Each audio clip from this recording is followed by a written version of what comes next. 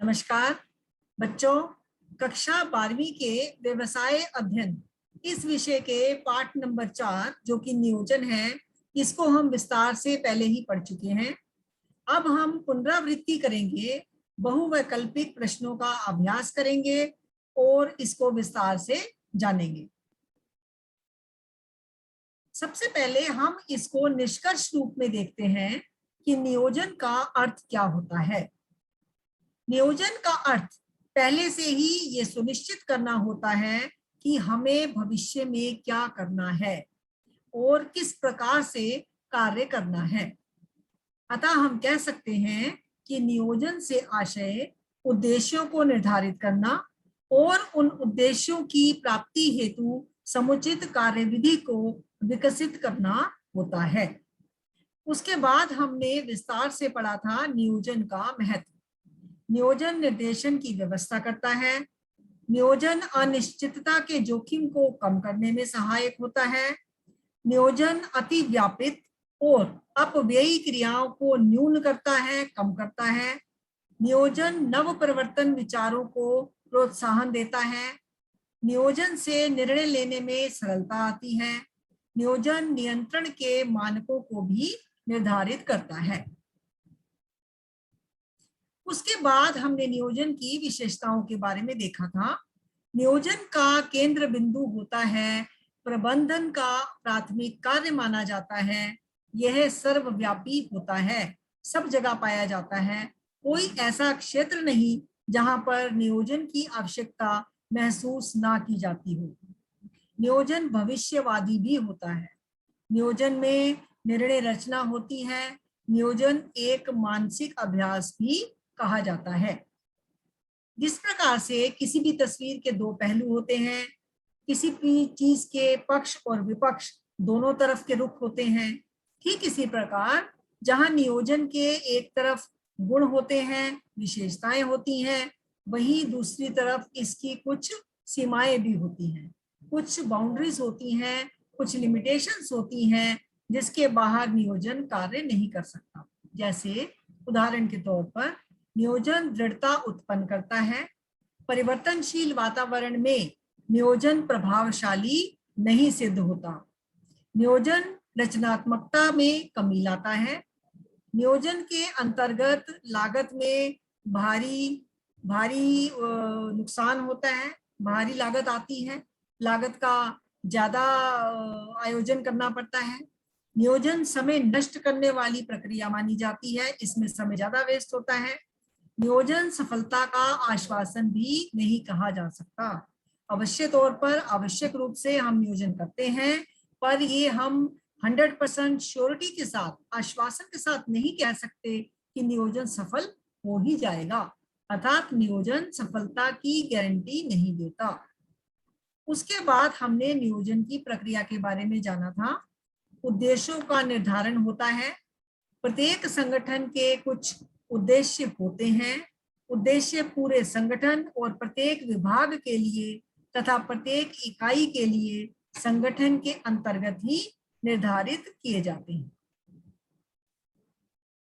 नियोजन का संबंध भविष्य से होता है। भविष्य अनिश्चित होता है बच्चों, किसी को नहीं पता कि आने वाले समय में क्या होने वाला है, और प्रत्येक नियोजन का भविष्य में कुछ भी हो सकता है। हम पहले से ही ये अनुमान नहीं लगा सकते कि भविष्य में क्या होगा। इस संकटकालीन अवधारणा को भी उपयोग में लाया जाता है। कार्यवाही की वैकल्पिक विधियों की पहचान की जाती है। जब एक बार उद्देश्य निर्धारित हो जाते हैं, निश्चित हो जाते हैं, तभी उसके अगले कदम पर, अगले चरण पर कार्यवाही की जाती है। तत्पश्चात विकल्पों का मूल्यांकन किया जाता है। आगामी कदम प्रत्येक विकल्प के गुण व दोषों दोनों की जानकारी उपलब्ध करवाता है। विकल्पों का चुनाव किया जाता है। यह निर्णय लेने के लिए सबसे उपयुक्त बिंदु माना जाता है। सर्वोत्तम योजना ही स्वीकृत की जानी चाहिए और उसी को लागू भी किया जाना चाहिए। तत्पश्चात ये देखना कि योजनाएं लागू की भी गई हैं या नहीं की गई हैं। केवल वो ठंडे बस्ते में ही तो ही नहीं रखी रह गई, और निर्धारित अनुसूची के अनुसार कार्य चल भी रहा है या नहीं चल रहा। तो इसका अनुवर्तन करना भी आवश्यक होता है। उसके बाद हमने नियोजन के प्रकार के बारे में पढ़ा था। उद्देश्य, नियोजन में सबसे पहला कार्य होता है उद्देश्यों को निर्धारित करना। व्यूह रचना की जाती है। व्यूह रचना एक व्यावसायिक संस्थान की रूपरेखा को प्रस्तुत करती है। यह संगठन के दीर्घकालिक निर्णयों और निर्देशन के भीतर संबंध स्थापित करती है। नीतियों के अंतर्गत विचारों का मार्गदर्शन किया जाता है। ये मार्ग प्रशस्त करती हैं।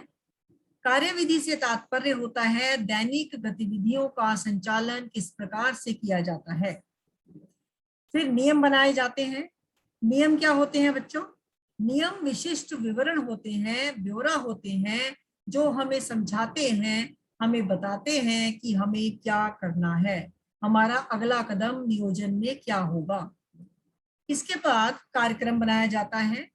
कार्यक्रम एक परियोजना के विषय में विस्तार से विवरण देते हैं, जो कि आवश्यक उद्देश्यों, नीतियों, कार्यविधियों, कार्यों, मानवीय और भौतिक संसाधनों को बजट के लिए रूपरेखा भी तैयार करते हैं। तत्पश्चात बजट बनाया जाता है। बजट से तात्पर्य होता है आशान्वित परिणामों को संख्यात्मक मदों के रूप में व्यक्त करना। ये एक ऐसी योजना होती है जो भविष्य के तथ्यों और संख्याओं को भी परिभाषित करती है। ये तो नियोजन के संपूर्ण पाठ की हमने पुनरावृत्ति की। हमने एक निष्कर्ष तौर पर देखा कि इस पाठ में हमने क्या क्या मुख्य रूप से पढ़ा। अब हम आते हैं इससे संबंधित कुछ बहुवैकल्पिक प्रश्नों की तरफ। नियोजन का केंद्र बिंदु क्या है? तो 4 ऑप्शंस हैं आपके पास। लाभ प्राप्ति, लक्ष्य प्राप्ति, सब कुछ प्राप्त करने के लिए, या उपयुक्त सभी नियोजन के केंद्र बिंदु हैं। तो इसका उत्तर है बच्चों, नियोजन का केंद्र बिंदु लक्ष्य प्राप्ति है। नियोजन डैश की व्यवस्था करता है। तो रिक्त स्थान की पूर्ति करनी है हमें। 4 ऑप्शंस हमारे पास हैं, क ख ग घ, संगठन, नियुक्तिकरण, निर्देशन या नियंत्रण। तो इसका उत्तर है बच्चों, नियोजन निर्देशन की व्यवस्था करता है। निम्नलिखित तथ्यों या विचारों में से कौन से तथ्य सही हैं? नियोजन दृढ़ता उत्पन्न करता है, यह नियोजन की एक कमी है। नियोजन रचनात्मकता को बढ़ाता है, यह नियोजन के लाभों में से एक है। परिवर्तनशील वातावरण में नियोजन प्रभावी रहता है, यह नियोजन के महत्वपूर्ण लाभों में से एक है। नियोजन में भारी लागत आती है। नियोजन निर्णय लेने को सरल बनाता है, यह नियोजन का एक लाभ है, इसका महत्व है। नियोजन अनिश्चितता के जोखिम को भी बढ़ाता है, ये उसकी हानि है या इसकी सीमा है। तो इसका उत्तर क्या है बच्चों? केवल 1, 4 और 5 नंबर। अर्थात नियोजन दृढ़ता उत्पन्न करता है, ये नियोजन की एक कमी है। नियोजन में भारी लागत आती है, ये बिल्कुल सही है। और नियोजन निर्णय लेने को सरल बनाता है, ये नियोजन का एक लाभ है, एक महत्व है। अब हम आते हैं अगले प्रश्न में। रामू को एक संगोष्ठी आयोजित करनी है, जिसके लिए वह नियोजन का सहारा ले रहा है। उसने एक योजना बनाई और उसके लिए रमेश की सहायता ली। रमेश एक प्रबंधक है, मैनेजर है। उसने रामू को योजनाओं के प्रकार के बारे में अवगत कराया और उसे प्रबंध से संबंधित कई महत्वपूर्ण तथ्यों की जानकारी भी दी। आपके अनुसार आप ये बताइए कि रमेश ने रामू को कौन सी योजना बनाने की सलाह दी होगी। आपके पास 4 ऑप्शंस हैं, 4 विकल्प हैं। एकल प्रयोग योजना, द्वय प्रयोग योजना, स्थायी योजना या अस्थायी योजना। तो इसका उत्तर है बच्चों, रमेश ने रामू को एकल प्रयोग योजना की सलाह दी होगी। नियोजन एक मानसिक अभ्यास है। इसके 4 विकल्पों में से सही विकल्प बताइए।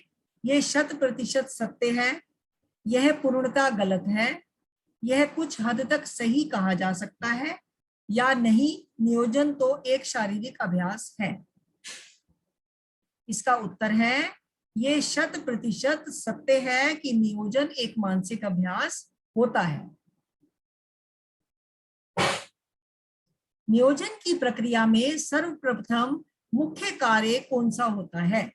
इसके 4 विकल्प हैं हमारे पास। विकल्पों का मूल्यांकन करना, विकासशील आधार होता है, अनुवर्तन, उद्देश्यों का निर्धारण। तो इसका उत्तर है कि उद्देश्यों का निर्धारण नियोजन प्रक्रिया में सर्वप्रथम प्रमुख कार्य होता है। अब नियोजन समय को नष्ट करता है, समय की बचत करता है, समय के मूल्य को समझता है, या इनमें से कुछ भी नहीं करता? तो इसका उत्तर है बच्चों, नियोजन समय नष्ट करता है।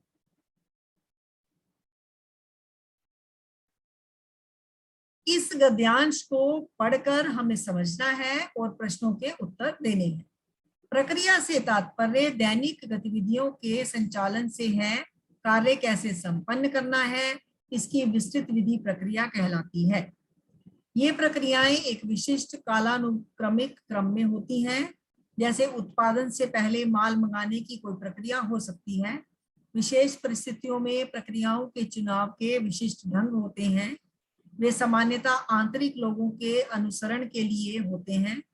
कार्य जो करता है या कार्य का क्रम सामान्यतः पूर्व निर्धारित लक्ष्यों को प्राप्त करने के लिए नीति का दबाव होता है। नीतियां और प्रक्रिया दोनों आपस में एक दूसरे से संबंधित होती हैं। तो प्रक्रिया से तात्पर्य हमें इस गद्यांश को पढ़ने के बाद पता चलता है कि प्रक्रिया से तात्पर्य ऑप्शन क अर्थात साप्ताहिक, दैनिक, ऑप्शन सी इसका ऑप्शन होगा ग, दैनिक गतिविधियों के संचालन से होता है। ये इसका सही उत्तर है।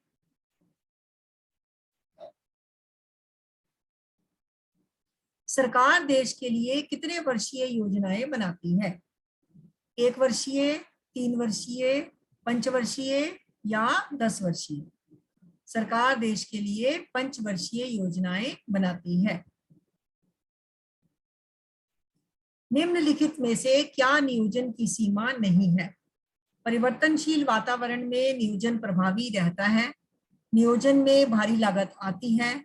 नियोजन समय नष्ट करने वाली प्रक्रिया मानी जाती है, या नियोजन सफलता का आश्वासन नहीं है? तो इसका उत्तर है, परिवर्तनशील वातावरण में नियोजन प्रभावी रहता है। तो यहाँ बहुवैकल्पिक प्रश्नोत्तरी यही समाप्त होती है। धन्यवाद।